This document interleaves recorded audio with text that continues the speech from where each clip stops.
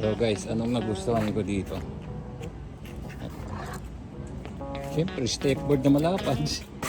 Kasi yung mga pinamili nating pinamalengke, pag inutusan tayo ni Mrs.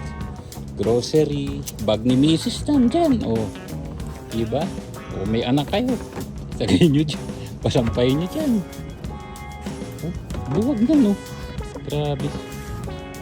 Pwede yata tangke ng gasol naman dito sa gilid. Lapad ng mukha.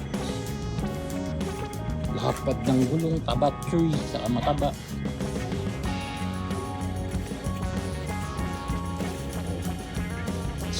Ang kailangan na lang natin dito guys ay disc brake, saka busina, saka malapad na big disc sa harap dito.